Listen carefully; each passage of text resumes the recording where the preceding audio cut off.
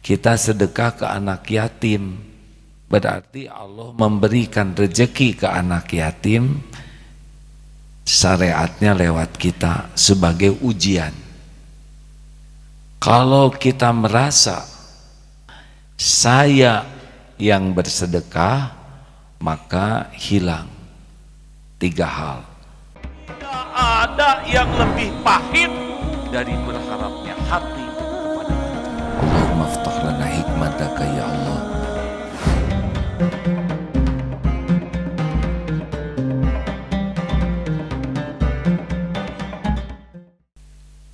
Alhamdulillahirabbil alamin. Segala puja puji hanya milik Allah Subhanahu wa taala yang Maha menatap, Maha mendengar, Maha tahu segala pikiran dan isi hati kita, Maha menyaksikan apapun yang kita lakukan. Tidak ada yang tersembunyi bagi Allah, dan setiap perbuatan pasti ada balasannya dengan seadil-adilnya. Tidak ada satupun perbuatan yang tidak ada balasannya. Allahumma sholli ala Sayyidina Muhammad wa ala alihi wa ashabihi ajma'in. Silakan. Kajian Al-Hikam nomor 134. Bismillahirrahmanirrahim. Idza arada ayyudhira fadlahu 'alaika khalaqa fanasaba ilaika. Jika Allah akan menunjukkan karunia-Nya kepadamu, maka Ia yang menjadikan dan menamakan amal itu perbuatanmu. Mengulas kajian minggu lalu, sebetulnya kita berbuat baik, sesungguhnya yang berbuat baik adalah Allah. Kita bersedekah, yang menyiapkan uangnya juga Allah. Yang mempertemukan kita dengan ladang sedekah juga Allah. Yang membuat kita berniat ingin sedekah juga Allah. Jadi sebetulnya Allah akan memberi kepada hambanya, dan kita diuji jadi jalan. Jadi kita sedekah itu belum selesai, baru ujian. Kita sedekah ke anak yatim, berarti Allah memberikan rezeki ke anak yatim, syariatnya lewat kita sebagai ujian. Kalau kita merasa saya yang bersedekah, maka hilang 3 hal. Hilang ketenangan batinnya, hilang kemuliaannya, hilang ganjarannya, keselamatannya. Jadi bagaimana? Sebelum beramal kita harus niat beramal, itu jadi kebaikan. Kita harus berusaha keras bisa beramal. Tapi kalau sudah jadi amal, kita harus menghilang. Semuanya min fadli rabbik, semuanya hanyalah perbuatan Allah. Hilang. Nah, kalau kita menghilang dari merasa beramal, maka dicatatkanlah amal itu adalah amal kita. Jadi rahasianya kita tuh bukan pada amalnya, tapi pada, ulangi, rahasianya kita itu pada niat di awal, sempurna ikhtiar, dan menghilang kalau sudah terjadi. Karena kan ikhlas itu ada di 3 tempat, di awal, di tengah, di akhir. Di awal bisa ikhlas, di tengah belum tentu. Di awal dan di tengah bisa ikhlas, sesudah beramal belum tentu dia bisa selamat. Nah, maka caranya adalah selalu berniat baik, selalu berusaha keras untuk berbuat baik, tapi kalau sudah jadi kebaikan, segera menghilang.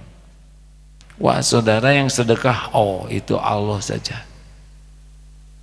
Doakan, saya cuman ketitipan jadi jalan. Les. Oh, saudara membangun masjid, oh tidak. Allah membangun rumahnya sendiri. Kami ini cuma diuji saja terwujudnya apa yang direncanakan Allah, terwujudnya apa yang dikehendaki Allah. Nah, kalau sudah begitu barulah disebutkan itu amal kita. Jadi jangan merasa berjasa karena kita mengucapkan la haula wala quwwata illa billah. Oh, dulu dia sesudah dengar ceramah saya tuh dia jadi tobat. Oh iya, tobat itu karena Allah saja memberikan hidayah. Tapi dia kan tobatnya sesudah dengar ceramah. Oh iya, boleh jadi karena doa anaknya orang tua tobat, boleh jadi karena doa pembantunya dia tobat, boleh jadi karena doa gurunya dia tobat. Nah, kita kebagian bunyi seperti sekarang. Saya ini kebagian bunyi saja. Tapi yang ditetapkan Allah dapat ilmu, dapat taufik, bisa mengamalkan, itu urusan masing-masing dengan Allah. Urusan saya sekarang ini adalah menjaga niat, menjaga tutur kata supaya disukai Allah, menjaga sikap kita, sikap saya supaya cocok yang dikatakan dengan yang dilakukan. Itu pekerjaan saya. Saya tidak bisa memasuki hati saudara. Pertama, tahu juga tidak hatinya di mana. Yang kedua, bagaimana memasukkannya. Yang ketiga, yang membolak-balik hati itu Allah. Tapi saya harus memberikan pemahaman. Gimana ngasih pemahaman? Susah. Yang punya otak juga Allah, saya juga tidak mengerti. Bicarakan saja dengan niat baik, sekuat tenaga, dengan cara yang baik. Sesudah itu Allah yang memberikan pemahaman. Berapa banyak orang tua zaman dulu yang tidak tahu ilmu komunikasi, yang tidak mengerti psikologi anak, tapi perkataannya masuk. Tidak pakai yang rumit-rumit, tidak pakai dalil yang dalam, tidak pakai strategi yang canggih. Nah, belajar ya nak. Biasa saja kata-katanya, tapi anaknya tergugah. Sing jujur nak, jujur. Cuman begitu, itu anak bisa jadi anak jujur betulan. Kenapa? Karena Allah tahu ketulusan ibu ini, kasih sayang ibu ini. Allah tahu nggak ada rekayasa, tapi bisa berkata, nah Allah subhanahu wa ta'ala menyukai orang yang jujur. Kalian harus bertakwa kepada Tuhan yang Maha Esa sesuai dengan Undang-Undang Dasar 45 dan Pancasila sejati. Kalian tidak boleh radikal.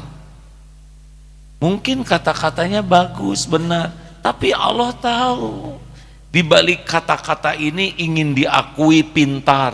Tahu nggak nak, di dalam surat, di dalam Al-Quran jelas sekali, idfa billati hiya ahsan, tolak keburukan dengan cara yang baik. Tapi Allah tahu ini orang tua bicara pamer ilmu, pamer dalil, tidak ada di sininya tuh hati yang tulus, tapi ingin diakui ini orang tua pintar, ini orang tua sayang, ini orang tua yang jago dalil. Allah tahu semua rekayasa ini. Itulah sebabnya ada yang nasihatnya sampai berbusa, tapi tetap saja tidak bisa punya makna. Karena apa? Karena yang membulak-balik hati adalah Allah. Kenapa banyak suami yang sulit menasehati istrinya? Jawab, karena istri sudah tahu modal suaminya. Dan Allah lebih tahu lagi. Kenapa anak susah dinasehati orang tua? Karena anak tahu modal orang tuanya dan Allah lebih tahu lagi. Makanya gak usahlah pengen dianggap pintar, pengen dianggap hebat, pengen diakui sebagai orang yang bijaksana, soleh, mulia, itu bikin tidak ikhlas. Perlukah kita dianggap sebagai orang baik? Perlu tidak? Tidak perlu. Yang perlu apa? Jadi orang baik. Dalam pandangan siapa? Allah. Kalau kita sudah menjaga diri ingin dinilai Allah, pasti standarnya standar tertinggi. Kalau kita ingin disebut baik oleh orang, standarnya rendah dan tidak akan ikhlas.